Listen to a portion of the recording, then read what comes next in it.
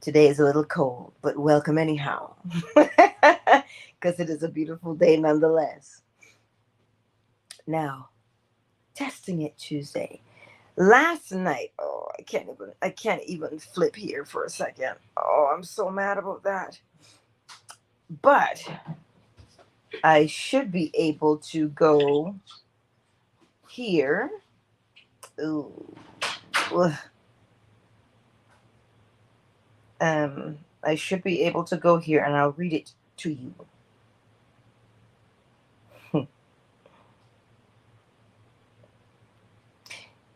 Last night in the lecture, this is why we're going to test ourselves. Last night in the lecture, we read. Let me see if I can get a little closer to it because I don't want to play it right here, right now. It says, if you can imagine the end, knowing all things are possible to imagination, and remain faithful to that assumption as though it were true, imagination will harden into fact. But if you read that statement again, it will tell you the most pivotal thing that you should know that Neville Goddard knew. If you can imagine the end, knowing all things are possible to imagination, and remain faithful to that assumption, what assumption is he speaking of? Oh, Twitter just pooped out. What is he speaking of? He's speaking of imagination, right? All things are possible to imagination. That is what he's telling you that you should remain faithful to. Hmm? That's what he's saying. Just give me a second. Bear with me here. Bear with me. Well, let's try that again with Twitter. We'll see. Um, all things are possible to imagination. All things are possible to imagination. So the question is, do you believe that? If you believe that all things are possible to imagination, then all you have to do is to imagine with the intent of creating it. Oh, I am that. I am. And there it is. But if you don't believe it, how can you apply it? How can you apply it? Hmm? This is why when we test ourselves, we speak about technique so much. But if you would recognize a technique is simply, you can't use a technique unless you think that technique works, unless you believe in it. For instance, if you think that dancing naked in the moonlight while you say will make your life change, if you believe it, then it has to work. Why? Because imagination creates reality. If you don't believe it, it doesn't matter how long or how naked you are. It is your faith in the thing. What is faith then? Your knowing a thing. That's what faith is. Your knowing of something, right? Because the evidence of things, or the substance of things hoped for, evidence of things not yet seen. You have to believe it, that it's there. Because you're the one with the evidence. So when you are testing yourself, when you say, well, I would like to bring something new into my life, you have to know that you are a creator and that you can bring it into your life. That's what you have to know. Once you know that, then it is irrelevant what you say you're going to create. You could create a burlap bag, hello. But the reason why the burlap bag appears is because you know that you can call those things that are not as though they were, and they become. That is what you know. You're not hoping for the best. That's not what we do. We don't hope for the best. We create the best because that's what we do. That is what we do. This is why when you go out into the world and something has been projected into your mind and you run with it because you think it is yours and you give it your attention with emotion, that's why you create it. Because something knows that you are a creator. And all that is required is an image for you to create it. Something to look at, something to think about, something to feel with emotion. And then you bring it to pass.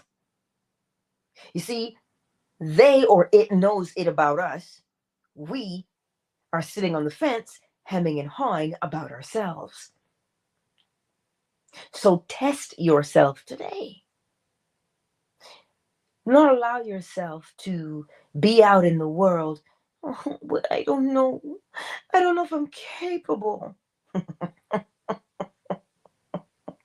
You don't know that you're capable, but I keep telling you, whatever is projecting the image, what am I talking about? Marketing 101.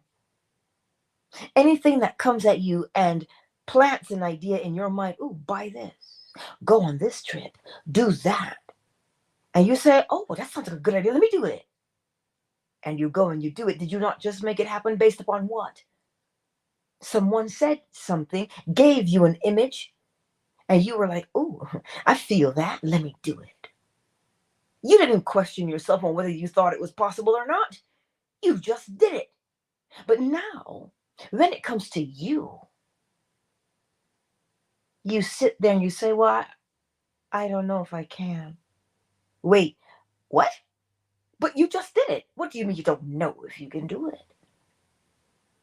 So you're trying to tell me you've got more faith in somebody else than you do in your own self? Well, that's what it sounds like to me. So then, yes, right? So then you test yourself, my beautiful friends. What are you testing yourself in? You're testing yourself to see if you believe that imagination creates reality. Because if you know that imagination creates reality, let me put it to you in layman's terms. Because I know if I say that, it's like, well, I don't get it. Who imagines? We all imagine. But you see, the artist, the lyricist, the dancer, the sculptor, the painter, the architect, and many more, the baker, the chef.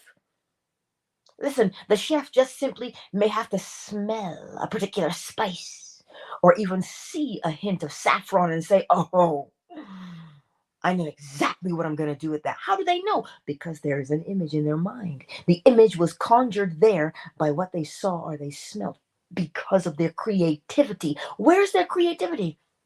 In their imagination. So if they smelt the aroma of vanilla or they saw the color and vibrancy of saffron and turmeric, or they tasted the rosemary on their lips, or the thyme, parsley or sage, because, you know, we have to sing it. Parsley, sage, rosemary, and thyme, right? If they did that, they will put together a dish most decadent for you. But where did that dish begin? In their imagination. Imagination created the reality of the dish they now presented you with. The seamstress, Bree, I'm going to call her name. Well, the other day she was looking at a set of curtains she had hanging up. This is her video on TikTok. She said, huh, well, that would look great as a dress. Yeah, I'm kissing my teeth because this wee Chiquita looked at that curtain and said, oh, this would look lovely as a dress. Took it down, and next thing we knew, she's wearing it. But I, I can't look at curtains and go, well, that would make a lovely dress. What? I don't have, no, that's not my skill. But it is hers. And where did it start? Within her imagination. The moment she saw it in her mind's eye, she put it to pattern. And pattern became what she wore. Pattern became reality. All she did was see it in her mind's eye and go, yeah, that would look great. And she did it. Now, same for the sculptor. We don't see what they've got in their heads. Sometimes they don't even draw it. Even, oh dear God, a glass blower. Oh. I don't know if you've ever seen videos of glass blowers, but Lord have mercy. It is piping hot where they are. Huh? The heat is required, and they blow the shape into that glass. Now, I wonder where they're looking at. I didn't see a computer anywhere. I didn't see paper anywhere. It's too hot for that foolishness. Listen, somebody has to throw water on the man. At least the video I saw, somebody threw water on him to keep him cool while he was blowing the glass. So where was the image? In his imagination, in his mind's eye. So he saw it there first. Now ask yourself the question, do you think he believes that imagination creates reality? I would venture a very loud yes, because he was the one. I had no idea what he was blowing, what shape he was blowing into that glass, but he did. Where? From the image in his mind. So what then is it that you and I need to believe or come to know as fact? That the image we hold in our minds, if that is what you intend to create, whether wittingly or unwittingly, it'll do what, as Neville Goddard says? Harden into fact. You know what, Angela? As you were speaking, I was over here writing down a few things, right? So first, I said all things are possible to God. Then it says all things are possible to imagination. Mm-hmm. Then all things are possible to they who believe. As they think, so they are. So our imagination is God. Our feelings are God. All is mine. Then I go over to 2 Corinthians, and it says, we destroy arguments and every lofty opinion raised against the knowledge of God, and take every thought captive to obey Christ. So this is not like I always try to tell people, this is not some little friendly type of mindset. This is literally a demolishing, a polarizing mindset. This is not something that you just wake up and say, oh, I'm going to allow my thoughts to flow. No, you restrict your thoughts. You make them obey Christ consciousness. They are not allowed to freely frolic and create narratives in your mind, no matter what people outside of you are saying, no matter what your own brain is saying. Mm-hmm. This stuff has to submit to your will and obey Christ. And I love the fact that you said that, Marquise, because to sum it up with one word, too, is deliberate. Because you said, you don't just let them frolic. Nah, that's too much energy. Harness that. Make it submit to you, because that is its job. You're the operant power. You're the one wielding it, molding and shaping it. Well, it can't say, no, I don't want to take that shape. No. It says, as you will, I bend for you. I take the shape of what you command. So that's why when Marquise tells you, it's not this thing that's just la-di-di-di, no. This is power. So you got to walk in that. You must walk in it. Walk in that knowledge. Thank you, Marquise. Oh, hallelujah. Brilliant stuff. Flo Smiles in the chat said she would have been wrapped like a mummy in them drapes. Jesus help me. See what I'm saying? But let me tell you something about Flo Smiles. When she has a design for a cake, and she puts that thing to shape on the cake, the drapes don't have nothing on her because she's making the shape come from where? Even though it may have been sketched somewhere, it had to come out of the imagination. So imagination creates reality. If you believe that, then the scene or the technique that you are using is a confirmation. Huh?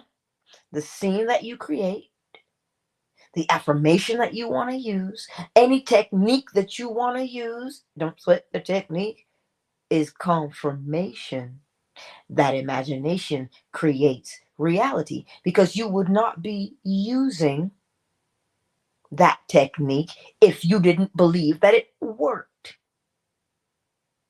So you see, at the end of the day, we have to come to terms with the fact that imagination creates reality. And I've just shown you with a plethora of examples. So which one are you? Are you the lyricist? You're walking down the street, you're in the shower, and you start hearing and you hear a melody in your head. All I want you to do is be yourself. Yes, that would be my song. Don't fret. Because that's what I do. I hear a melody in my head and I hear the words and I hear the harmony because that's how I hear things, and I bring it out of my imagination. What is it that you do? Are you like Zola? You can walk into a space and look at it and go, well, I see this color palette would go great here. This chair here and this plant here, and bam, she brought it to life. What do you do? But you know why we can't see what we do sometimes? Because we're too busy complaining about what it is we don't have. We don't waste the energy. What did Marquise tell you? He said, make your thoughts submit to you. So rein them in. Don't look at what you don't have and say, oh, woe is me. You ask the question, what do I want? How would it feel if I had it? And now you allow that part of you that you have trained to conjure up an image, and you know, well, imagination creates reality. So here's what I'm creating. And you show yourself what you're creating in that image. And you don't have to go out there and look at your clock and go, are you there yet? Is it done now? No, because why? You know that imagination creates reality, and that imagination, that thing, has its appointed time to show up in your world. That's what you know. And here's the thing, when you know that imagination creates reality, it does something to you. It impassioned, and you say, oh, Lord, but this is lovely. I know what I know, what I know. And you do it with passion. You do it with intensity. You don't just say, oh, well, if it comes, it comes. No, there's an intensity that says, I know what I just did. I'll wait because I know you coming. Hustle. And there's intensity there. So today, what are you going to find out about yourself? Are you the seamstress? Are you the sculptor? Are you the baker? Are you the chef? Because you have it. You have it. This is why sometimes I tell you to sit there and allow yourself to be still so that the image that you are holding in your mind becomes more clear. Remember the enthusiastic child jumping in the puddle of muddy water? That water is only muddy because they're jumping in it. So you, my beautiful friends, stop moving for a moment. And the image that you hold in your imagination becomes clearer and more in focus. And now you can see what you're creating, and you say, ah, my words shall not return unto me void. I am that. I am. And that goes forth, and dun, da, da, da, before you know it, there's your reality that you just imagined in. So you see, you have it in you. You have it in you. So do it for the love of God. And where is God? Mm, within. Who is imagination? What is imagination? God is. And as Marquise so brilliantly reminded us, all things are possible to God. All things are possible to the imagination. So when you know that all things are possible to the imagination, because imagination creates reality, then that's what will get you where you need to go. Whether it be physical that you're looking to create, whether it is a spiritual experience, whether it is an emotional experience, a change in emotion, all things are possible to God. Because why? God is imagination, and imagination creates reality. Hmm? This is not my opinion. Look through your life and you'll see every time you had an image in your mind and you felt a particular way about it, you said, "Ooh, I want to do that." And what happened? You did it. So it went from where? Your imagination to what? Reality. Oh, but that would have happened anyway because creation is natural. Hmm? Let's take a moment, shall we, to welcome everyone into the space this morning. Well, Twitter, I don't know, Twitter did something funny, and so it's still going. Asanya, the better man, won. Rone, and for the others who've not made themselves known in the chat, I see you. I know maybe perhaps Marjorie. Sugar Visions. I wonder where Marjorie is. I might have to slide into her DMs. There's beautiful Marjorie. There's Jeff. Yes, indeed. Facebook. I don't know who's here yet because y'all haven't made yourselves known. Who's on fan base this morning? Joaquin is on fan base. Hello. Miss Deborah is also here. Hey. Stephanie, Comrade KZ, Flo Smiles ever present. ZC, Afternoon Delight. Hook a brother up. Mgenie, Marquise. Oracle Treehouse, Zola. You're all here on fan base. You know what? It is a pleasure. It truly is. Oh, wait, Marquise, the better man too. Or the better man also. Just so you know. Anywho, where did Coach go? He'll come back. Anyhow, remember, you are testing yourself to see what you are capable of doing. You know, when the baby is ready and it starts to teeter and it wants to walk, it's not testing you. Although some days when it does start to walk and it touches everything, you might feel it's testing your patience to touch this and touch that. Don't put that in your mouth. It's not testing your patience, it's testing itself to see what it is capable of doing. We must become bold enough.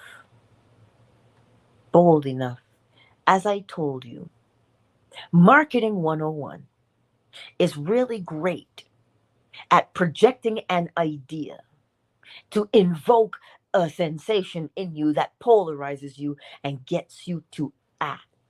So that you'll do what? Act in what way? Buy it. Hmm? So, any great marketer or think tank knows that if they give you an image and stroke you a little bit, make you feel, you'll act. You will act, thereby creating the image that they've put in your mind. So if Marketing 101 knows that you are a creator, they have no doubt about it. None whatsoever. They know what you are capable of, Marketing 101. And because they know what you are capable of, they just show you the image. And they know that you will create it. So then, if today you don't have that confidence in yourself to say, well, I don't know what I'm capable of, remember, a think tank, an algorithm, a marketer, they know what you're capable of. So if they know, well, then you now know. They don't cast pearls before swine, y'all. They're very targeted and deliberate in their marketing. They know exactly who their target market is. So if they're coming for you to show you something, you've been chosen to recreate it. What does that tell you? That you can create. So be encouraged to know that you can create. So you're going to let them keep using your creative power? Or are you going to use your own creative power to bring about what it is that you want in your world? I'm just asking a question. I'm asking for a friend. I'm asking for a friend. So, today, what is it? What is it? A man like Reverend Ike, he would hear something in his head and he would get up and he would say it. And he would say it with such conviction, he would move the congregation. That is the art of a master orator. They hear. And because they hear, they can invoke the image in your mind. They can call it out of you. Mm? Mm-hmm. Just like the chef. So I'm going to keep giving you those examples until you find and figure out which one you are. We've got five senses. Six. You've got those senses. And they come together to help you conjure an image. That imagination. That's why when you ask yourself, I wonder what it would be like if I had this thing right now. Huh. And you start going through these things, you feel a particular way and you're like, oh, and the image just jumps out at you. Well, then after you see that image, you go, I am that. Yes, I am that. I am. And that means that's what I'm creating. And you hold that image and you say, yeah, that's what I'm creating. Because you know that imagination creates reality. And so then you also know that everything has its appointed time for it to show itself. And what is that other part of the quote? If you remain faithful to that assumption. What assumption are you remaining faithful to? That imagination. All things are possible to imagination. That's what you're faithful to. All things are possible to imagination. Imagination creates reality. So that's what you remain faithful to. That. Because when you remain faithful to that, that's where you create from. That is your state of mind. So don't let me keep hollering in this place. I shan't holler anymore. But what is it that you do that causes you to get into your imagination and create the most beautiful things? Are you a painter with the canvas? What are you? You see how impassioned you are when you have that image in your mind and you say, ooh, child, that would taste great. That would look great. Oh, that thing, that piece of artwork would look incredible over there in the corner. Oh, right there. Shoot, I'm going to shine this light on it from the back and just, oh, look at it. Lovely. If that is you, see how it quickens you and gets you excited? Ah, I am that. I am. And you create right from there. You see, remember when Neville says the thing that you are creating, let it crowd everything else out of your consciousness. There's only one thing that remains in there, and that is the thing that you are creating at the time. Nothing else has your attention but that. Oh, yes. Mm-hmm. You're a writer. Well, you've got every character. You've got all their personalities laid out. Uh-huh. And then what do? You're frantically typing like Kermit the Frog, and the book is completed. And you have poured yourself, the very essence of who you are, into every single character. And you brought them to life. Imagination creates reality, people. So, what are you imagining? Remember, Marquis said, allow your, I didn't even allow, he said, make your thoughts submit to you. Which means what? That you're not a squirrel. You're not flitting about from thing to thing to thing to thing to thing. You are deliberate. What do they tell us? We have over 70,000 thoughts in a day. Lord, can you even name all 70,000 of them? No, because we have not made our thoughts submit to us. As Marquis said, we let them frolic.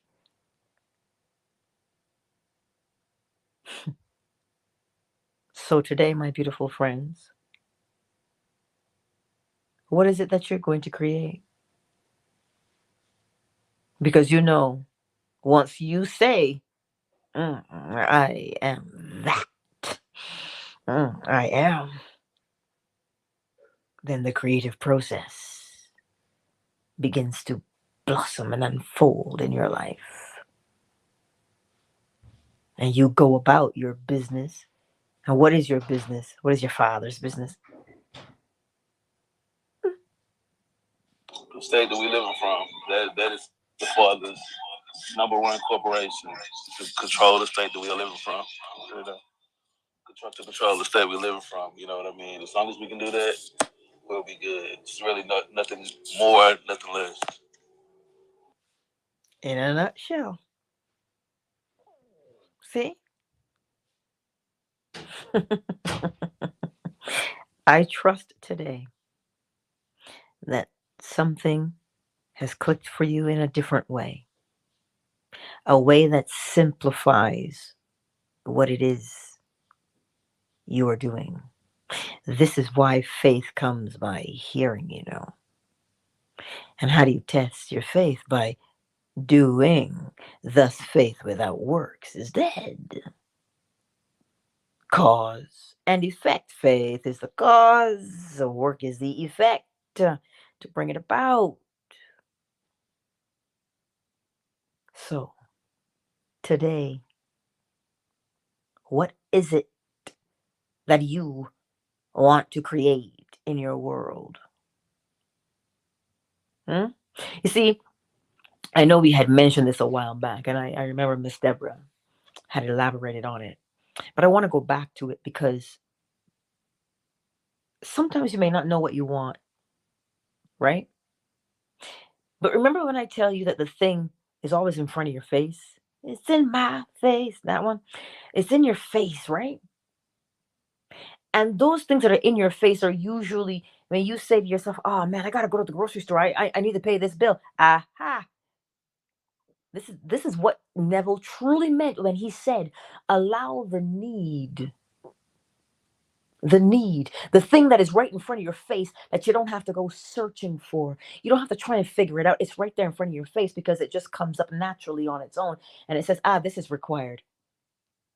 And if it's required at that moment, you can say, I am that. I am. And you create it from there.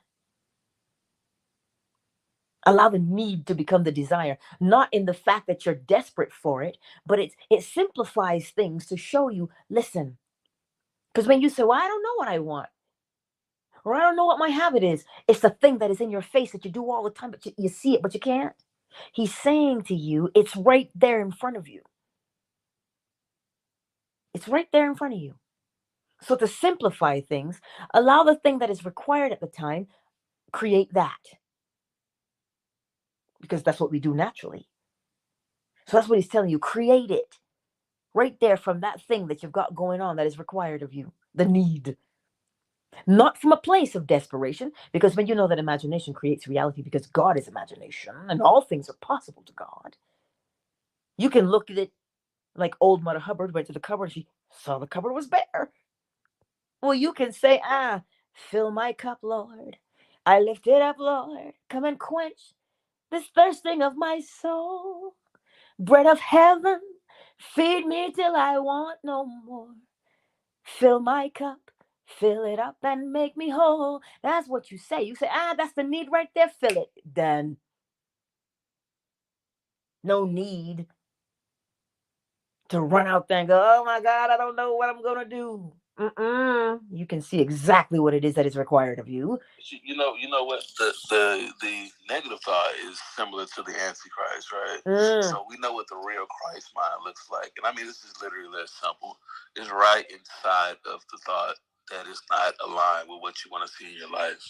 Your answer to your need is right there. You don't have to look any further. Like, what do I want? Just think about the opposite, the polarity of what you don't want. And it's right there.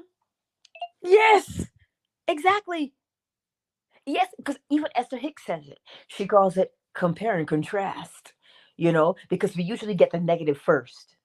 Oh my God, I don't want that. I don't like that. We usually get that part first. And then, well, I heard go ahead, Coach.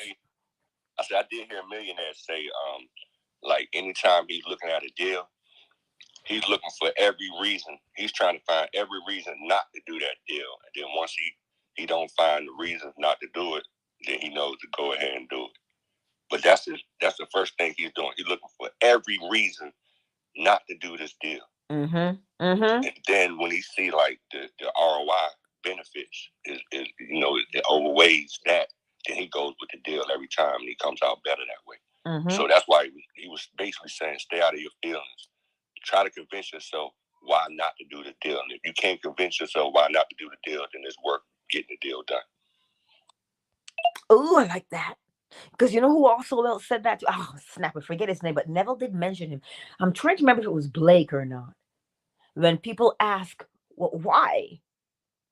This person said, oh, I would always ask, why not? See, Coach? That's it. Right there. You hit it right on the head. This is the beauty of what we have, my beautiful friends. So today, do you believe that God is imagination and that all things are possible to God? Because, well, God creates reality. Do you believe that? If you believe it, well, then go and create. If you don't believe it, well, then you better practice and test yourself to see that God is your imagination and all things are possible to God, because God creates reality. Test yourself. That's what you do.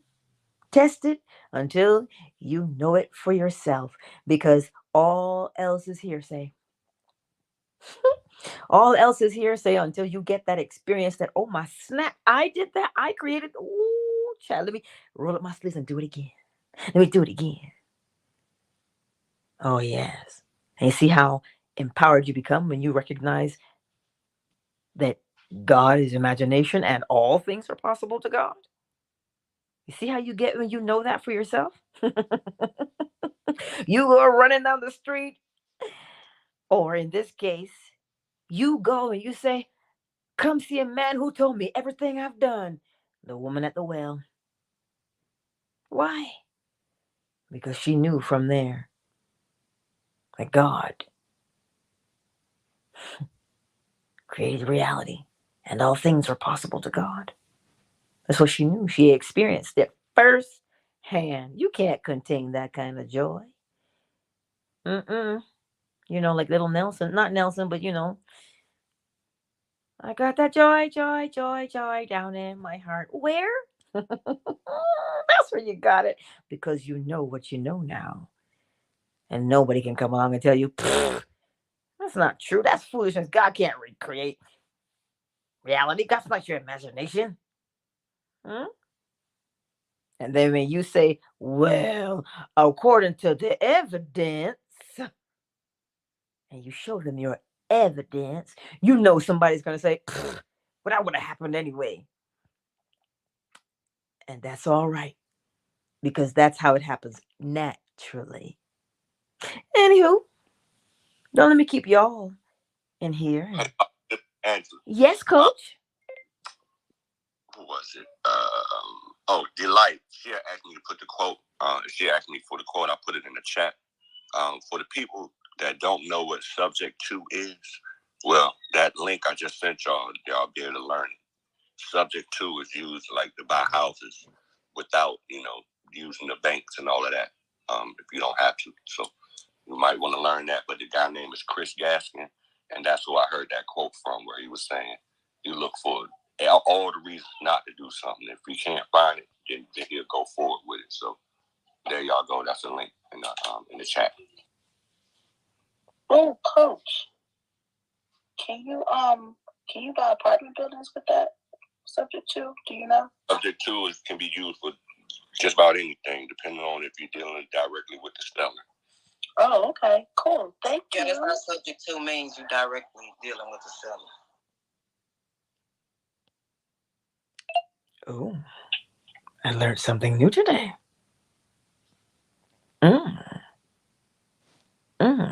Now, Esquire, is it Esquire? I don't know, but in the chat, do not conform to the pattern of this world, but be transformed by the renewing of your mind. Then you will be able to test and approve what's God's. That's from the New International Version. So you see, when you're testing things, you've got to get your information.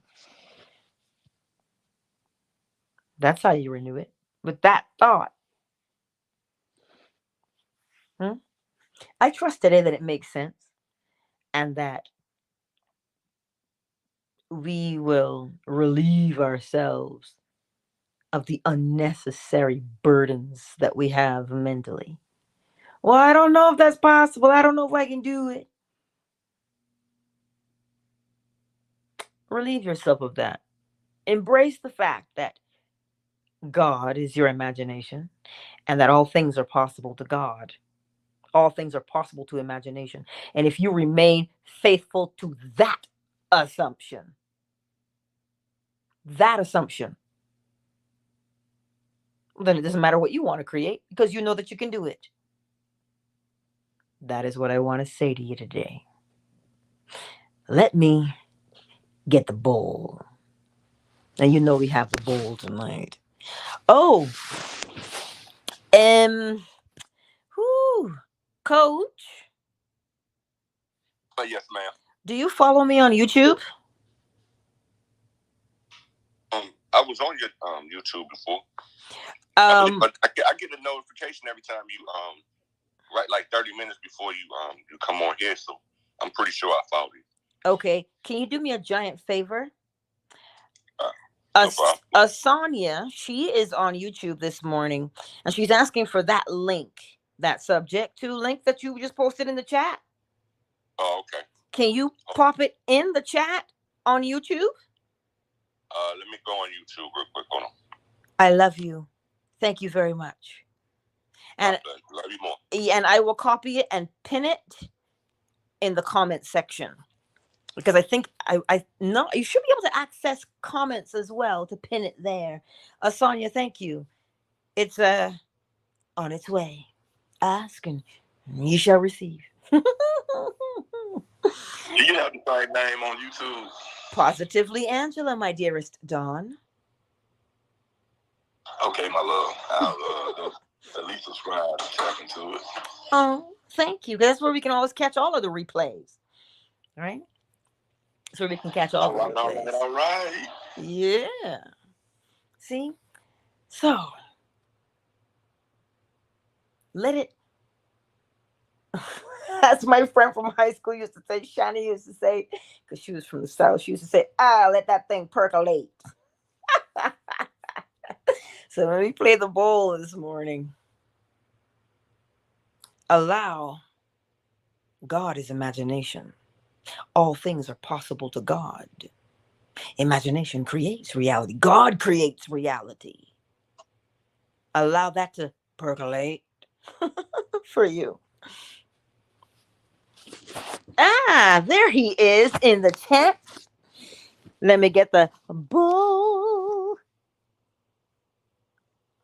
Oh, sometimes it does that. It's so silly, Asanya. I know. What happened? You want to let them click it? No, sometimes the audio does something funny on YouTube. Not all the time, but sometimes. Just depends on where I'm at. But let me get the bowl. Let me get the bowl, my beautiful friends. Oh, and please let Mr. Gaskins know that Coach Max sent y'all. If y'all ever do talk to him, not like I'm getting paid or anything. It's just to let him know, like, I appreciate him and people watching. So I love send folks to anyone that give us some great information and that you can benefit off of. I would definitely send someone to your YouTube page if you have one. Love it. I love it. Thank you. Esquire, thank you for being here. It's a pleasure to see you, darling. You're just in time for the bowl. And that's tonight at 9:45 p.m. Eastern Standard Time. And then shortly after that, we have the Neville Goddard lecture. So, let us get the bowl, shall we? And remember, God is imagination. All things are possible to God. Imagination creates reality. And with all the examples that we had this morning, allow that to just, as my good friend would say, percolate as you hear the bowl this morning. Hey, can I take a little bit further though? Yes, go ahead, Coach, of course.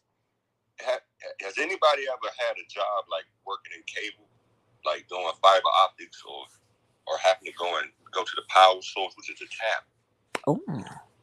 What do you think God is? That's your tap. That's your energy source where you get all your energy from. So if you're not allowing that space to be free for, the universe or what you consider God, then how are you going to have that positive space? Everything will be all full of negativity. So you got to keep that space freed up so that way you can have that power source to go back and recharge from. So just look at it like that. Your power source. That is your power source every minute of your life. Oh, Coach, I'm so sorry. I was just walking up the stairs outside from taking my daughter to school. Can you repeat that one more time?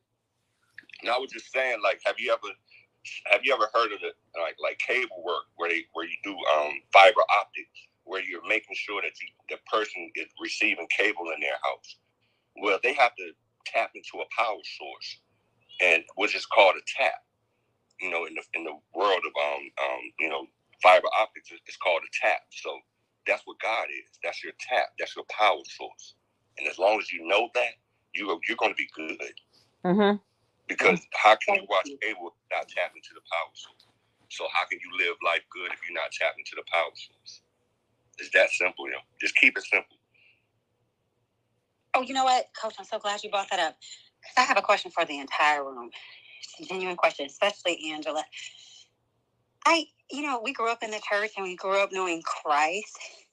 And I grew up, like, when I pray and meditate, I always prayed and meditated. And stuff came through, but now I think I'm kind of confused at who I'm praying to. So, like, when we meditate, can y'all just either in the chat or just tell me when y'all pray or meditate, whose name do you say now? Because I haven't done it in a while, and I still, go to church every now and then. But, to teach my daughter about at least the scriptures and the law, but who, do y'all still say a name like Christ, or what do you guys do when y'all like pray and meditate now? Because I've been like confused for a while. Good question. I think anybody can answer that first.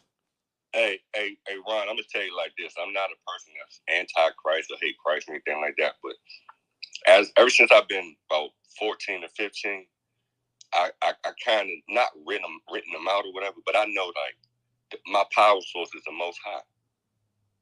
That's God. Even Jesus in the Bible said, "I am not my Father."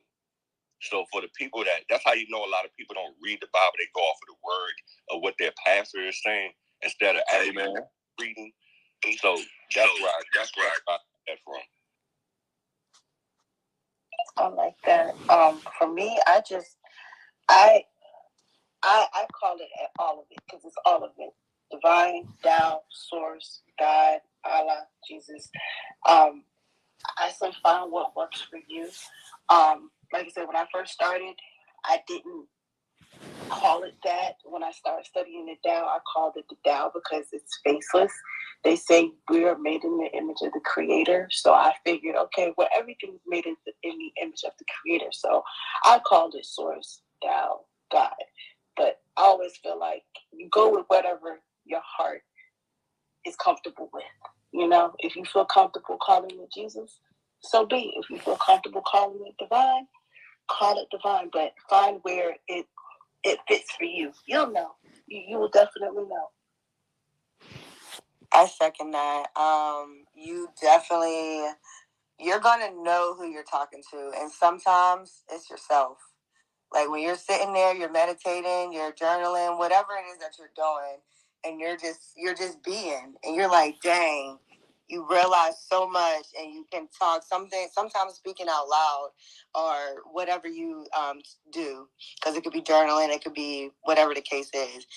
Even those moments, you really is what feels comfortable. Kind of like, I know me, I've been talking to myself a lot more than I even realized.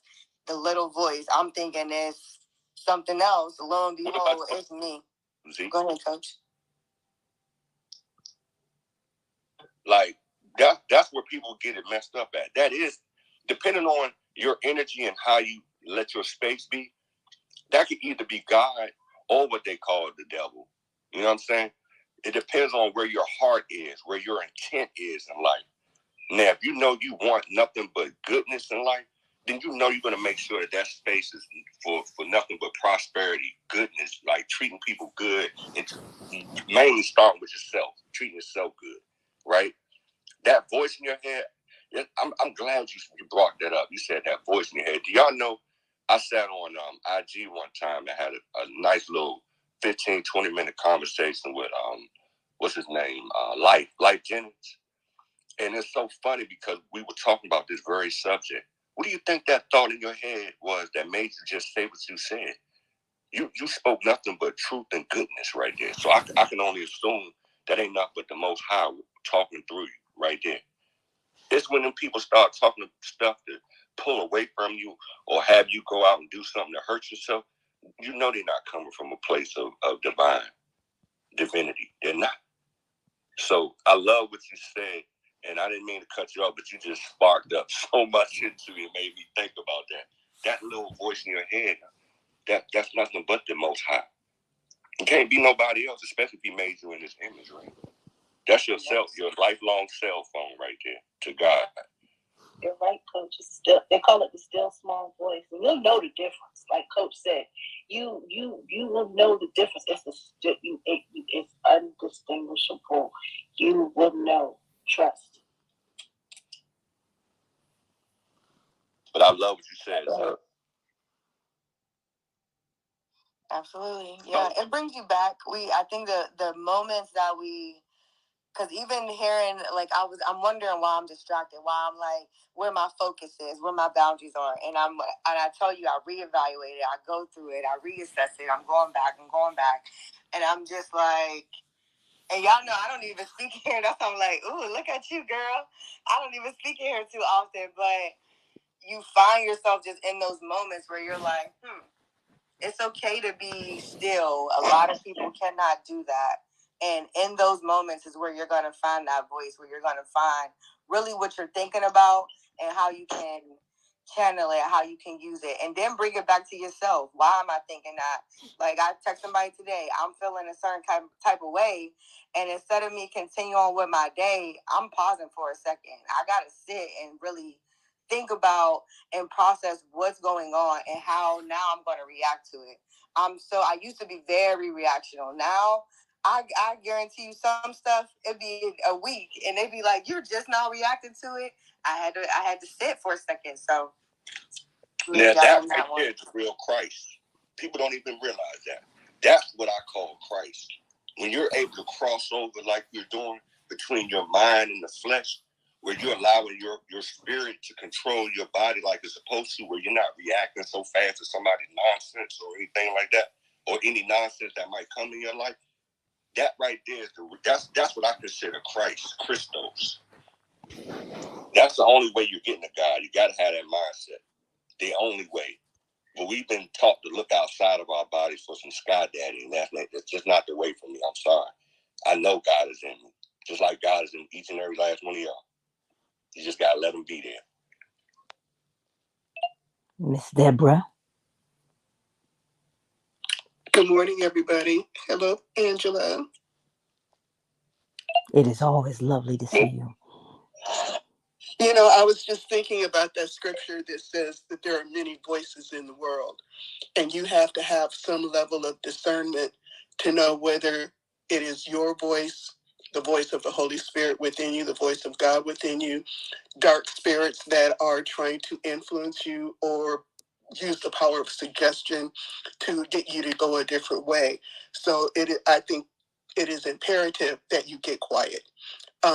When you say God is imagination, I take issue with that because I don't want to put a label on God and say that he or it is all one thing, but that God definitely moves through our imagination. That is the power source that Coach is talking about. That is the place where we connect with that which it is that we desire. And when you ask the question, whose name do we pray in? It's like Jesus said that he and the Father are one. So it's not like Jesus is less than the Father if they are one. So when, if you believe the Bible, we were clearly instructed to pray to God the Father in the name of the Son, who is the only one that is fitting to have his prayers answered in the sense that he paid the price for that which would separate you from God. But now nothing can separate you from God.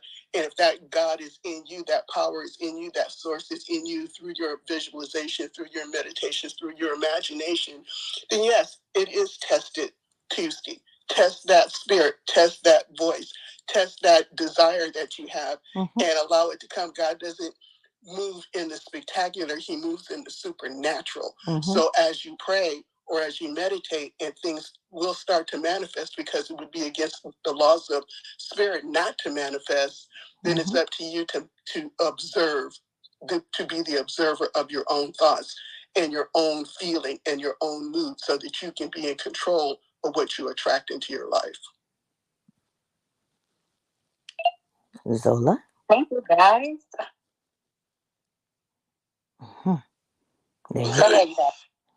Dawn, go ahead. So, may I offer a perspective? Might be a little different. Go ahead. This is the room full of philosophers. To me, it's kind of simplified. It's like Oracle kind of Coach said, whatever's comfortable for you, in a sense that I believe more in my ancestors. I'm kind of like Coach and a lot of other people I met on the app. I'm not as more into Jesus as I used to be, but I'm just like you, Zola. I came up in a Christian household and a Christian family. But now I believe more in my ancestors. They guide me through, because that's whose image I'm created in. I'm created in my dad, my grandparents, one of my great-great-grandparents that I've never even seen before.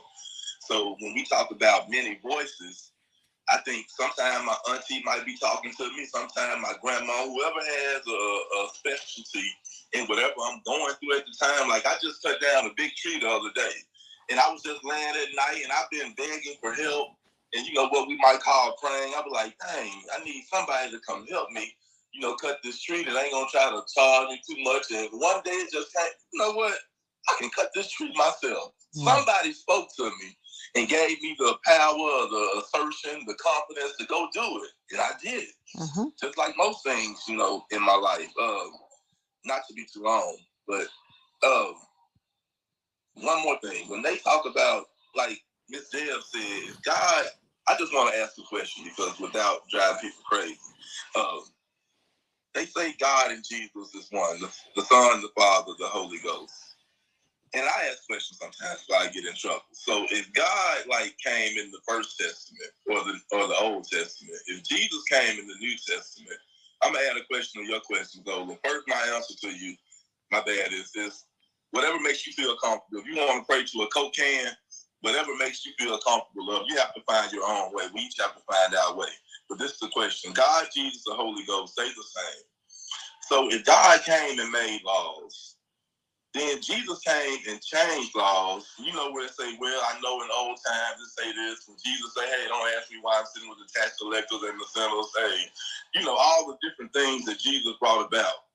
You know, and then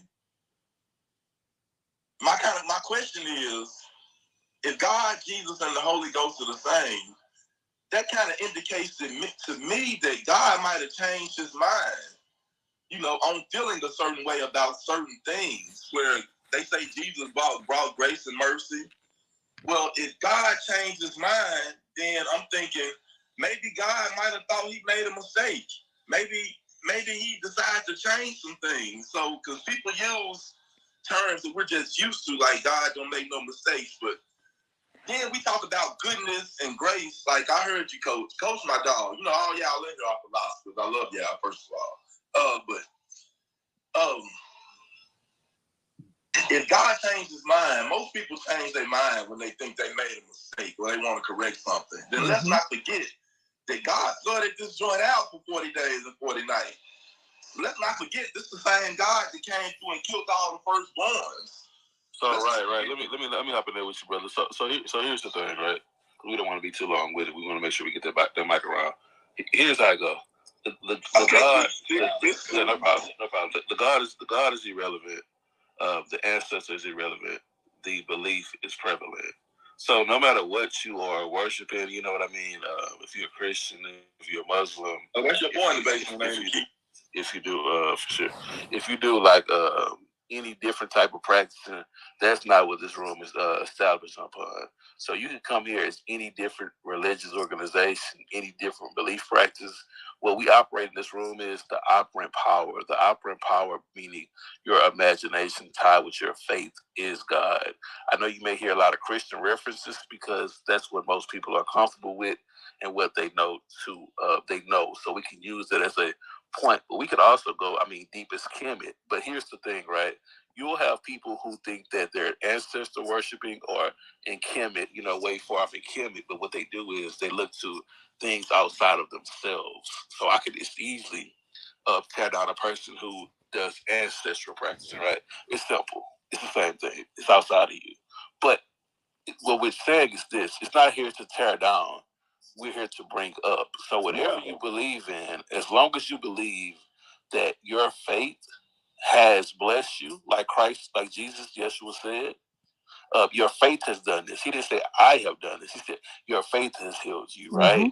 So that is the operant power. I know you may be new to the room, so you may be a little confused. But we're not in here practicing Christianity, right? Not in that sense that you're speaking of. So just for reference, just do a little bit more reading the room, and then next time you come back, you'll have a better understanding. Thank you.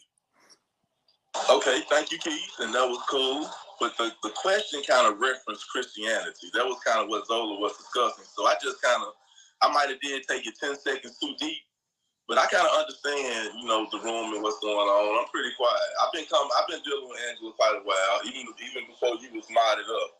So it's not that I don't understand the concept of the room, and I don't understand the concept of Angela's thinking and the purpose of the room, because we've had talks about numerous different things in this room, and we all kind of been on one accord, or even if we don't all agree, we never bashed or came in a derogatory manner.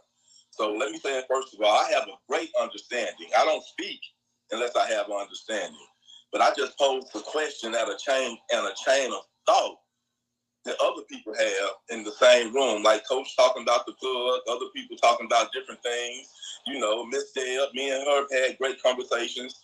I'm not bringing, you know, a derogatory thought to the room. Everything, this is positively Angela's room. So even my questions are in a positive, you know, notation. Mm-hmm. So as long as, you know, we got that understood. I don't come from a place of malice. Mm-hmm. No, I feel everybody this morning. This is why sometimes I let the discourse go on for a bit, because we get to see, right? We get to see ourselves. We get to see where we are. We get a better understanding of who and what we are and how we do things, right? Because there are many names. Because if you'll notice, there's an agreement on one thing, that there is something within each and every one of us. The only thing sometimes we can't agree on is what we're going to call it. But there's one thing that we do call it. When we look in the mirror and we say, I am. We know that much. And that is the commonality among us all. So when in that scripture, I think it's Psalm 4:4, commune with yourselves, commune with your own heart upon your bed is the scripture. Which means what? It means when you sit there and you meditate, right? If you want to say, Lord, have mercy, what am I supposed to do? If you want to say, Jesus, take the wheel, who is hearing you? Who is hearing you first and foremost? You are.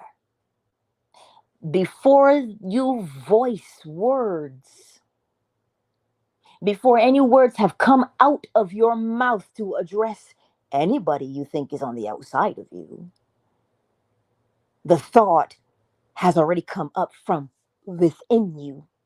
And that is where the answer comes from. Because even if, I like what Neville said, even if you were mute and you could not speak, would you still not ask? Of course you would. Would you still not seek? Of course you would. But because those words may or may not come out of your mouth, does not mean that you haven't found who to ask them to. The thing is sometimes that we may get lost in as people is, who should I ask? It is irrelevant who you ask. The thing that you're commanded to do is to ask. Ask. You don't look for who to ask. Ask. Ask the question. Because it has to formulate within the very essence of your being before it can come out of your mouth. So you have already asked the question. So whether or not you knew who to ask or what to ask, you already did ask the question. And when you ask, you are answered. So then the intention, because I remember there was quite a bit of that statement of, well, who are you listening to? Because there's many voices in the world. You see, peace and unconditional love, when that responds, because if that's where you're coming from, if that is where you're coming from, well, then you will know. If you're coming from a place of anger or a place of malice, well, then the answer that you get may not be what you want to hear, but it may cause you to do many things that are contrary. So when you take the time to sit still, whatever is within will come to the surface. It will come out of you. This is what we do on a daily basis, because sometimes, like I say, we can get lost. In the name of Jesus. Sometimes we can get lost in those things. But where we're all made whole is you're going to ask that question, right? That's it, because it's the thing you want to know. So who's I am? Who should I say sent me? I am. We get up every day and we say, oh, I am. I am. So when we take responsibility for stillness and sitting there in that stillness, those are where the answers come from the depths of who you are and what you are. Because that's where God put itself, in the heart of every man. Not a piece of God is in every man. All of God is within every man and woman. Don't get it twisted. Not a little piece. He didn't break himself apart. All is in all. The all is in all. So sometimes I know that we have these kinds of questions. Wednesdays, we usually have the Bible thing. We'll do that. Don't worry. That's tomorrow. That's tomorrow at noon, where we go into the Bible and translate as far as spirit and imagination. But the thing, I'll put some books in the chat too. Yes, you did. I think it's very beneficial for people to actually read and check out. Not that I'm not coming down on the Bible, but when you start reading these books, you're going to see the very books that I put in there. Why does the Bible reference them, but they're not in the Bible? Mm-hmm. Mm-hmm. No, exactly. So that's why I say, Coach. Mm-hmm. Coach, if you're still on YouTube, can you drop it in there too, in that chat? That'd be greatly appreciated. So what I'm saying to you this morning, there is something that we all know, because we all feel it. We all know that there's something great. We know it. But because we've been told, call it this, call it that, call it this. Oh, no, call it that. How about acknowledge that you know there is something and go with that? Because names, I can give you the name because of where I'm from. I can give you a name from how I was raised. But what I cannot change is the presence of it. That is the common denominator, the presence of it. Names are what we were taught, but the presence of it is what we experience. That right there is the part. You can't argue that away. You can't argue it. You can't say to somebody, well, no, I feel it. And they say, well, no, I feel it. What do you both do? You both come here today and you said, I feel this thing. I can't put it into words, but I feel it. See that part right there? That. Acknowledge that part. Because if we did not have words, we would still have the knowledge of what we have experienced. That is the most crucial part. Right there is the most crucial part. But in society, we've allowed ourselves to drift away from the known, and we put ourselves in precarious positions to argue or to debate. But there's only one thing that is, you can't debate it. It is the experience that you felt something, that you know something. You're like, wait a minute. I asked a question and I got an answer. I did this and this happened. I can't take that from you. I can't even give it a name. But you have felt it and have experienced it. That is where the truth is, right there. Nobody can take that from you. You understand? So that is what I want to leave us with. The common denominator. Because when that still small voice speaks and you hear go left and you go right and you go, ah, man, I should have listened because this would have turned out. But if you go right the way it says, and you say what? Oh, yeah, I'm glad I listened. What have you discovered? You discovered that there was something that was showing you the way. Now, I can't come along and tell you what to call it, but you know what you've experienced. And that's what I want you to take with you and expand upon that part. Because, listen, many a holy war would not have been fought if we would stay within that parameter of the knowing of a thing. I can't make you know what I've experienced, but you have to experience something for yourself. And we come together and we say, oh my God, yes, I experienced something so similar. Mm. That is what I want to leave us with this morning, because it is a most beautiful thing to have the experience and to know, right? That I am. I am that I am. Yes? Can I just say one thing, Angela? Yes, Miss Deborah, yes.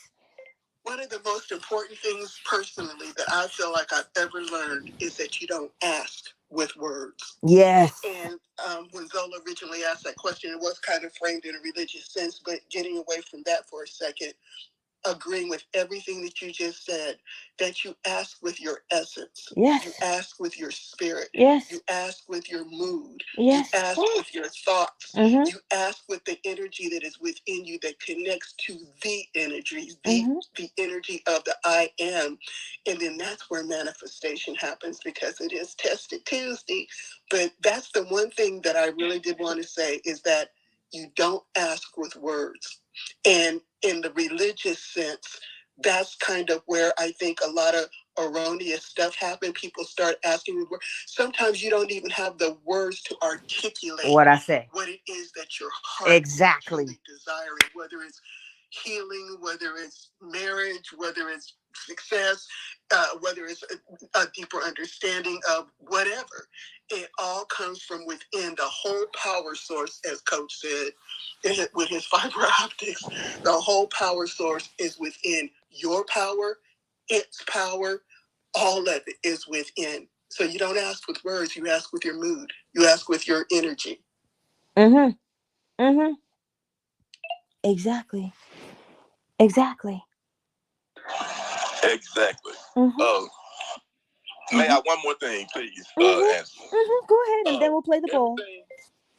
Yes, ma'am. Everything you and Miss Deborah said was correlating to the thoughts I was thinking right now. It's like we're intellectuals and we're like supposed to be the highest beings. And I think about this all the time. Sometimes, they tell people you can be too smart for yourself. Saying that, I'm just saying, I look at the animals. I'm in Arkansas, I'm looking at the nature. I look at the squirrels, the deer, even the dogs, the cat. They don't have a positively angels to sit and discuss things with every morning. They don't have a book to read. They have nothing. But yet, somehow, they're surviving. Even the flowers, the plants, and the trees, yet somehow, they innately get this thing inside of them where they know what to do. They know how to behave. Know the order. You right. Right.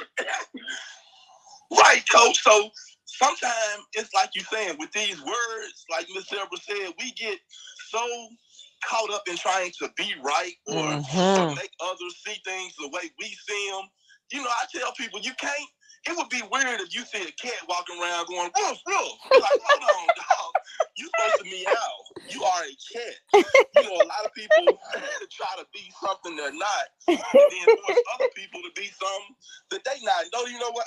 Anyway, it goes down a rabbit hole. That's all I'm saying. We are innately, most of us, given that voice, that one thing that tells us who we are most times. All we got to do is, Miss Deborah hit it again, even though me and Miss Deborah agree, but she know I love her. Disagree sometimes, I love her. You have to listen to that voice inside. That's where meditation takes place sometimes. You have to really figure out who you are and not who somebody else is. Do what works best for you. Thank you, Allegan. Always. Always. This is This is the beauty of the space that we've created. Understand that, yeah? I want you to know that. This is the beauty of the space that we have created, that we can come together and we can ask and we can speak and we can share and always be uplifted. Always. Always be encouraged to tap in to what's on the inside. And you know, Miss Deborah, when you touched on that without words, because that's what it always comes down to, even if you were mute. I remember that one thing I read about Mahalia Jackson. She was singing somewhere, and then she just had to sit down and she started to hum. She had no words, but when she was done humming, there wasn't a dry eye in that church. And that woman didn't say no words. She conveyed She conveyed from the very essence of her being, whatever she was, she conveyed it without words into the heart of every man, woman, and child in that space. You could have heard a pin drop, and all she did was moan and hum. You see, kind of like when they sing those old hymns in the church. Indeed. And they hum it. Indeed. My grandmother was always humming, and I didn't understand. Except, when she was going to beat you, but I digress. You know how it is. You know what's so funny, Miss Angie? Mm-hmm. Peep this out. Now, let's just go off of pure energy. Let's just break it down to the most simplest form, just pure energy, right? And we already know energy is nowhere near simple. But just trying to, take this complex situation and break it down in simple terms, right? When you think about you waking up in the morning, right?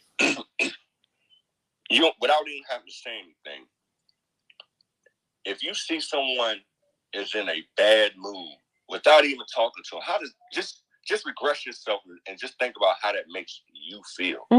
If that's the first thing that you waking up to, some bad energy, without even having to say anything, don't you feel that energy like, dang, I don't want nothing to do that. Let me act like I'm asleep or turn over or do something to avoid it, right? Well, just let's reverse it. Let's think about when you wake up and you see somebody's in an extra positive energy. What does that do to you? Yeah. Don't that drag you, like magnetize you to that person? Indeed. You're trying to get some of that energy they got, right? Isn't that like the most simplest thing to really look at? It to really get your day started, or even when your day is started. Yes. Like, why would you gravitate to anything negative when you know that's not going to benefit you in any way, but something that you see that's positive energy, you're going to gravitate to that. Yeah, indeed. Without even putting effort. It's just a natural thing that we do, but people don't look at it that way. They got to make it so difficult. They got to throw X, Y, and Z, all type of different variables, and something that's really. That's why I said earlier about the Christ thing, that middleman conditioning. I just it never sat right with me since I was 15. Like, we don't need a middleman in every damn thing we do in life. And I felt like that was the Catholic Church's way of trying to condition people. So facts. Facts on facts. I love you guys. Every day I come here, I love you more and more because it is a most beautiful thing. Those are the best words I can come up with this morning. Those are the best words I can say with you this morning, because beyond that, I don't have the words. It's not in my vocabulary at the moment. But I know what I feel when I think of each and every one of you. You just got to know that part. Because you and I, we are one. And there's nothing more beautiful than that. You know what I mean? Angela, yes, you are so amazing. I just want you to know that I just love sitting in the basement just listening to you, because it's 4:00 in the morning for me when you come on. There have been many a day that I have gone to sleep on this app with you talking, because your voice is so comforting. But how I train myself to deal with people is through watching TV. Mm-hmm. I literally turn the sound off, mute it, and just watch and get in tune with the energy of people so that when I meet real people on a day-to-day basis, I'm not listening for their words because, again, just like you just said, we can't even always articulate what it is that we're thinking and we feel, or we're not even aware of what it is that we're feeling or how we're moving through the world. But for someone that's in tune and in touch, that's how you do it. You turn the outside stuff off and go on the inside so that you can commune with that energy, that spirit, that divine spirit that is in you, and hear the voice so that you know what to offer that person to help them in their lives. So you are just an amazing person, and we love you too, and I know that I do. And I appreciate, even at 4 o'clock in the morning, hearing your voice. Oh, Miss Deborah. Thank you. I love you. Yes, always, always, always, always. Truly. Coach, thank you for dropping all of those things in the chat on YouTube. That is truly appreciated. Because they can always go back. Yeah. Rip, did you want to say something before we go with the board? Oh, yes. I wanted to know, how do I connect with the YouTube? Oh, I didn't even pin it, did I? I'm gonna put your YouTube link in our chat real quick. Let me go back to YouTube. Oh, well, thanks, Coach. Normally, I would pin the link, right, for my thingy-majiggy, my LINKTREE, because it has that in there. Oh, but one of us didn't do that this morning. But it's Rib, it's Positively Angela as well there too, but Coach is going to drop it in the chat for us. So but if you don't see it in the chat, yeah, you know where to find me. So I just put in Positively Angela on YouTube. Indeed, beautiful indeed.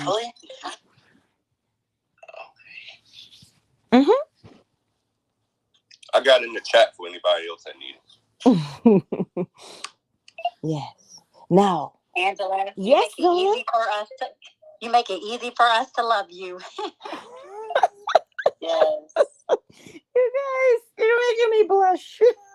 Angela, I love you to the point that I thought you had a daughter and you were speaking so sweetly to someone, and I said, well, let me just go over and see what her little one looks like. You talk about a whole chicken.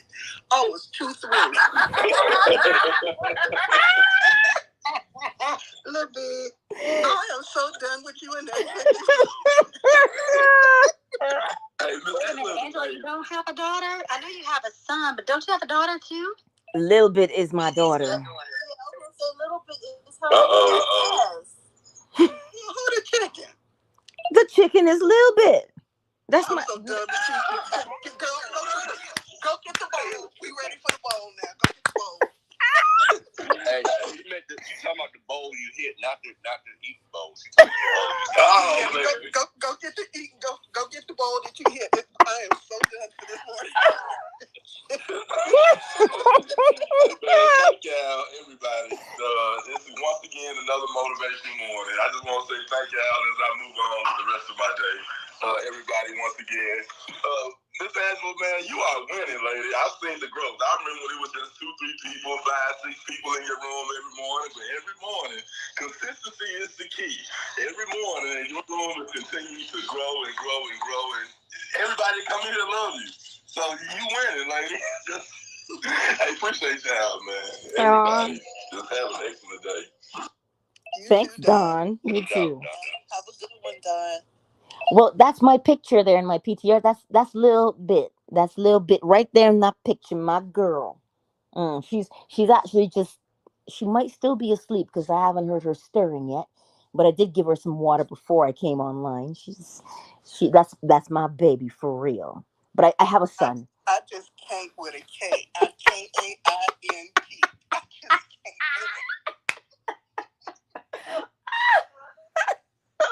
Listen, she is great, and she spends every moment with me. But I digress. That's my baby. That's my baby girl. If I Solo she gave us yesterday. I listen, I know, right? I was like, Lord, what? I said, girl, what is wrong with you? And she just was letting me have it yesterday with her noises. She's something else. And if I go somewhere, I say to my son, watch for your sister. And he always just says to me, oh, mother, it's a good thing I love you. That's a good thing we love you. with my little bit of sunshine. That's my little bit, okay? Little bit. It's her name. You know what he meant by that, though, right? He said, Mom, you better be glad I love you. I know, telling me he's related to a chicken. Nah, he was saying with all the noise that chicken probably make while he's trying to sleep, he was like, if it wasn't for my mom, me, this grease, and this, you know. Come on,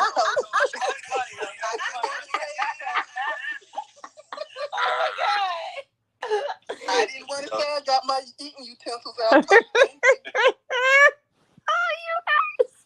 No, she's not for eating. No, I'm saying he's saying you better be glad I love my mama because you know that would hurt you dearly. So he's like, well, you off limits. You know what I'm saying? But Flo smiles. No, you didn't. Wait, what happened? What did Flo Smiles do? The Sunday style cooking after church where they have big cornmeal and everything. Look at her PTR, Angela. Listen, for you guys on YouTube and Twitter and Facebook, stop it. Just wrong for that one, Flo. I'm just trying not to choke. She has a picture of drumsticks in her PTR. Oh. And well, I was like, I missed it too. I'm just gonna go get some potato salad and put it on my PTR. I bought me some wings at HEB yesterday. I'm gonna cook them today. That yellow potato salad. Mm-hmm. I'm just going to Chick-fil-A today. I'm just gonna let y'all do all that hard work. I'm going to Chick-fil-A. Look, this girl is something else. She's just sitting here because I have her tucked in, you know. And she's just looking out. She's just the sweetest thing. She's my emotional support chicken. Okay. So y'all need a little bit long. I'm gonna fight. I'll fight for a little bit. I love a little bit. I want to know how she supports you if she chicken. what? Because that was a play on words. When you got a chicken that's willing to box for you, like box, did you do it again? And be boxing. You know what I mean? Did you wait? No, listen. Yeah, she answering you, Miss Deb. Yeah. She just crowed twice. Oh, y'all talking about her. I'm so sorry, baby. Tell baby girl I'm sorry. I Take that chicken out of there. God have made her bad. Aww. You're coming for me. You heard Miss Deborah with her inner voice, huh? Tell her we love her. And it, Part of the conversation. We love you a little bit. They didn't mean it. They just playing, boo. They just playing. She done took that thing personally.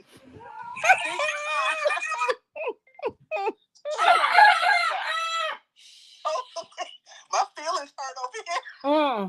she's just.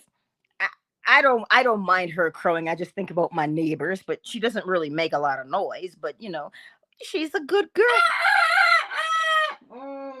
Hey, I bet she crows real hard at that neighbor that look like the colonel, don't she? Oh, my sweet girl, it's all right. They were just, it's okay. Yeah. It's okay. I'm gonna need to go to the basement.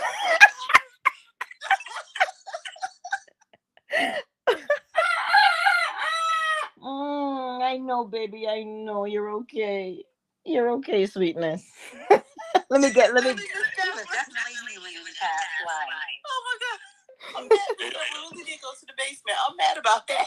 Hey, but why we feel like we're on an episode of Angry Birds right now? She coming for Coach too. Nah, she good. She good. Nah, she ain't. She know I'm joking.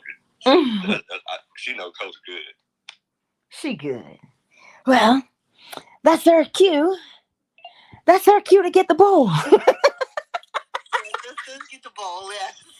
Oh, Lord, my girl is just like, she was probably cranky because the lights were on. I just turned them on. That's probably what. She got something to say. Well,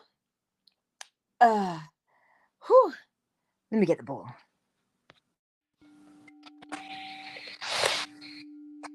She said, it sounded like she said word together. Didn't it sound like that? Coach, you wrong for that.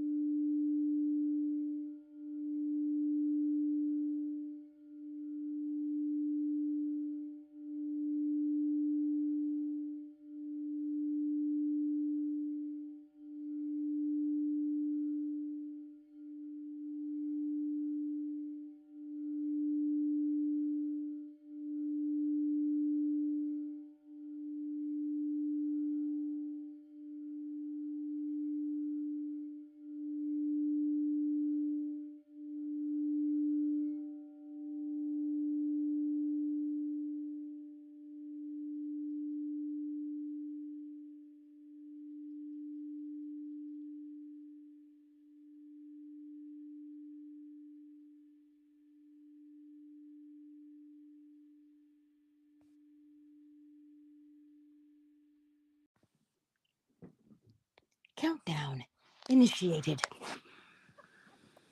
5, 4, 3, 2, 1. Twitter, is closed.